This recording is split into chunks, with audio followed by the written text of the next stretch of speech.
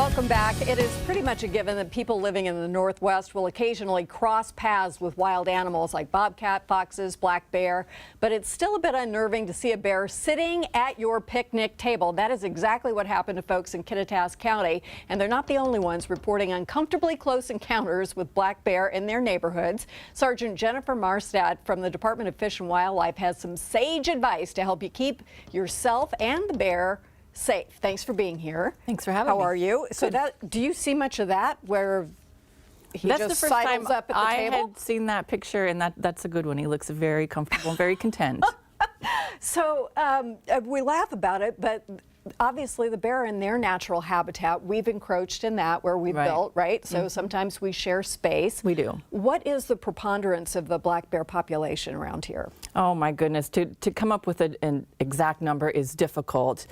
25,000 probably in Washington State, so safe to say there are a lot. And are there particular regions where we're seeing interactions more often? There are. In some of the more urban areas, we're seeing a lot more bear than we used to. But I also think that's because there's just a lot more people, a lot more homes. Oftentimes it's not many bear, it's one bear that's causing multiple. Look at this. I mean, just right there in somebody's backyard. Right. Yeah. So what attracts them? Garbage, bird feeders, and pet food are the top three offenders. Which we're going to have. Now, this bear that had climbed a tree was in Mukilteo. Right. And then there's another picture that I just totally love where the bear has decided to, well, there's one just ambling along. And I think we have a picture of a bear who's in a truck. Okay, it'll be here in just a second. So it could be that you find a bear just kind of generally wherever. You're taking a walk, they're in your backyard, they have approached a vehicle because there's food or something else that attracts them in there. What are we supposed to do? There's the bear in the truck. Okay, that was the bear that we recently trapped in Mukilteo. Was that the one that was in the tree? Right, that's now been darted and ear tagged, and it's getting a ride back into the mountains where it belongs. And it'll be has been safely released? That one has been, yes. Okay. So if you encounter a bear, whether you're by yourself or you're with a group, what is the appropriate thing to do? Well, first of all, it's always a good idea to be in a group. The more commotion and noise that you make, the better off you're going to be. But if you do find yourself encountering a bear, if you can just back out of the situation, that's the safest thing. If that bear hasn't noticed you, if you can just slowly leave the area, that's run, for the best. Slowly leave. Don't need to run, but just slowly walk away. If the bear has seen you, do you make eye contact with it? What do you do? No, you don't necessarily want to make eye contact, but if that bear has seen you and it's getting a little too close for comfort, that's when you want to make yourself big. You want to stand up, you want to wave your arms, make some noise. Definitely let that bear know that you're a human and that it needs to turn around and go the other way. And typically, is that what they do? Typically, yes. If a bear actually attacks, you know, God forbid, what's the approach? It's a very rare occasion, but it has happened. You want to fight back. You want to fight back with everything that you have.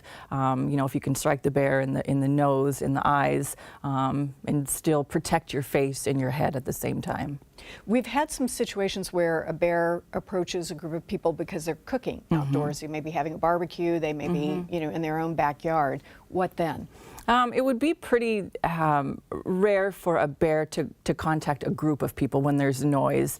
But if they do, they're certainly food driven. Their sense of smell is far better than ours. Can you just fling a steak in the opposite direction? We don't ever want to feed bear because then that's just starting on a bad behavior pattern. But just make some noise and try and scare that bear away. Okay. We've had the attack of, I believe, a mountain lion or a cougar against a person up out on I-90. That animal may have been unwell, but in general, what are we seeing with cougar and bobcat at this point? We get far fewer cougar sightings than we do bear. There's just fewer cougar to be seen. We do get a lot of bobcat sightings, and again, we just ask people to manage their properties well, to not leave free-ranging animals outside, to pen those animals up, to use hot wire. Typically, when problems do exist, it's because it's a problem that humans have created by feeding them, whether intentionally or inadvertently. Right, so just get all those sources that might attract them out of the way. There are actual cases, it's hard for me to believe, but people try to take selfies with like a bear that's wandered around and seeing just how close they can get to it. Not a good idea. No. No. Not at all. So you're asking people to, obviously not do that. That seems like a no-brainer. Right. And again, if you can't get away, fight back as best you can. If you just see a bear in the neighborhood, for its safety, for everybody's safety, do we call you? Who do we approach with that information? Typically for a sighting, you don't necessarily need to report it. If it's somewhere where you think it shouldn't be, you can certainly report it to our regional office in Mill Creek. We're not always going to respond, especially if it's just a sighting. What we're doing right now is just offering as much public education as we can, because again, it's the bird feeders, it's the pet food, it's the garbage. Right. Okay, very good. Well, we'll all kind of be careful about that. Now, what about a hummingbird feeder? That's okay or not? Nope. No? Those are sweet and they smell, and those hummingbirds are adorable, but we don't want. There goes my hummingbird feeder. Then I will pay attention to what you say. Thank you so much for letting us know how to keep ourselves safe, and we want the animals to be safe too. We don't want anything to happen to them. By the way, we've linked additional bear safety information on our website. You can go there and take a look, find out a little bit more.